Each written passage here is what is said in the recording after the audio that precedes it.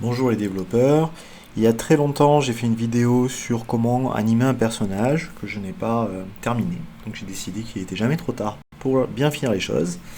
Du coup, je reprends cet exemple-là où on part sur un sprite et en fait on va vouloir faire des animations à partir de ce sprite, de personnages qui bougent, dans le but de voir comment animer des personnages dans le cadre d'un RPG ou des choses comme ça. Donc on était sur ça, donc une background image où on cible en fait l'élément qui correspond à notre personnage et on va vouloir faire une animation.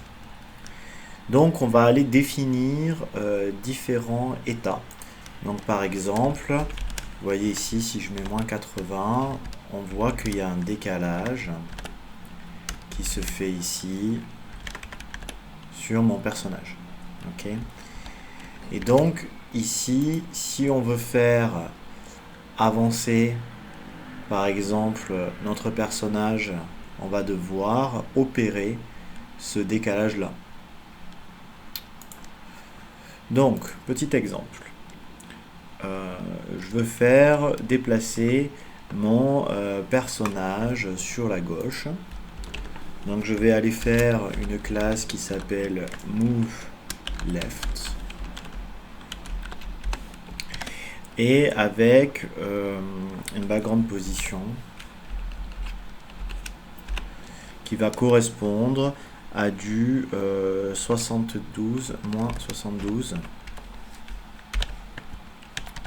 px. Ok. Donc j'ai mon personnage en position de base et je vais devoir aller dans cette position là à moins 72 px. Et du coup je vais faire une animation pour ça. Donc c'est la propriété animation que je vais appeler play. Je vais la faire durer 0,5 secondes et on va voir ce que ça nous donne dans un premier temps. On va la mettre en infini. Cette animation play, ça correspond à une keyframe.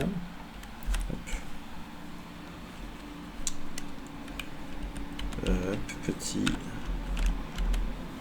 Pardon. Donc ça correspond à une keyframe ici où je vais mettre play ici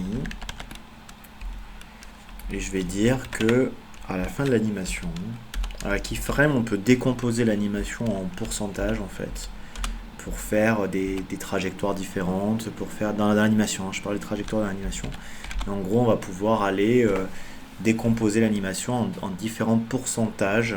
Et à différents pourcentages, on peut dire je veux aller à cette position à ce pourcentage et à cette position à ce pourcentage. Donc ici à 100%, on va faire un background position x moins 156 px. Donc en fait, c'est pas la propriété y qui bouge, hein. Je pense que je me suis peut-être mal exprimé tout à l'heure. La propriété y, elle, va être fixe. Et ce qu'on va faire bouger, en fait, c'est la propriété x, ici, donc qui va aller de 0 à 156. Donc pour vous donner un exemple, ici, si je mets 156, j'ai le personnage d'après, okay, qui correspond au personnage qui est là. Et donc je dois faire une animation en faisant bouger, ici, ce personnage. Ok.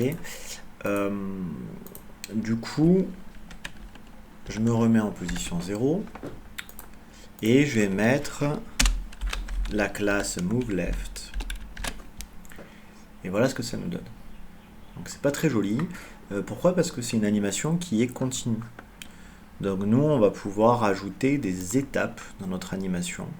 On va en fait découper notre animation en steps. Et on va mettre un step de 3. Parce que j'ai 3 images. Et donc je me retrouve avec ça. Par contre, c'est pas mal, sauf qu'on voit bien que notre personnage, il bouge que du pied gauche. Voilà.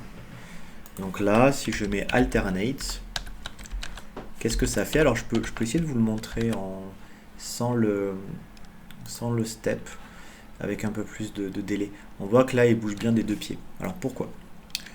Donc, si je fais une animation de 5 secondes, pour bien voir, on voit que alternate va faire un aller-retour sur l'animation. Voilà, de manière infinie. Si j'enlève alternate, il va faire juste un aller et il va se remettre en position au début et il refait un aller. Voilà. Donc ici, alternate, step 3, et je vais pouvoir avoir mon petit personnage qui bouge sur la gauche. Si je veux bouger maintenant sur la droite, je vais faire ici un move right. Ici, ma position Y, ça va être un peu différent, ça va être la 144 parce que ça correspond à celle qui est là. Ok. En général, c'est 72 x 2 hein, si le sprite il est bien défini. Et ça devrait être à peu près pas mal. Donc je vais aller faire ici mon move right.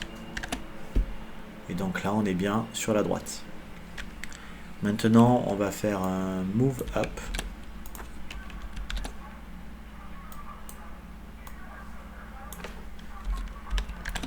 Move up, c'est du 216.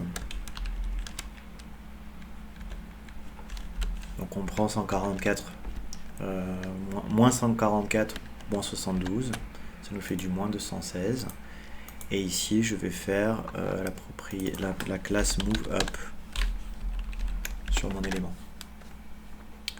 Et le dernier, c'est descendre. Donc ça va être move down. Alors, il est ici. En fait, c'est le premier ici.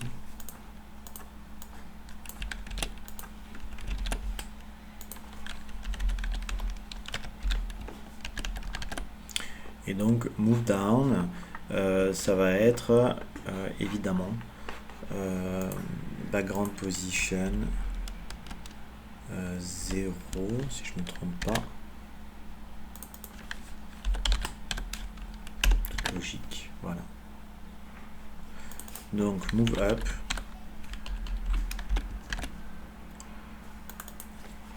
Move left. Move right. Et move down. Si vous voulez avoir plusieurs personnages, ce qu'il faut faire, c'est prendre ce sprite et le découper pour avoir toujours le personnage que vous voulez dans cette position-là, en fait, et vous allez pouvoir faire varier le personnage en fonction, en changeant le sprite en arrière, en fond. Vous allez pouvoir changer le personnage avec une classe si vous le souhaitez. Voilà, vous pouvez aussi faire des calculs un peu plus compliqués, mais je préfère largement cette solution où on a plusieurs sprites de chaque personnage et on va juste changer le background pour changer le personnage. Donc voilà pour cette deuxième vidéo. On verra dans la prochaine vidéo comment faire bouger ce personnage avec le clavier dans l'espace avec du JavaScript pour donner vraiment cette image d'un personnage qui se déplace. Voilà, donc merci d'avoir suivi cette vidéo et puis à la prochaine. N'hésitez pas à vous abonner, laisser un commentaire, me dire des choses que vous aimeriez bien avoir. Voilà, bonne journée.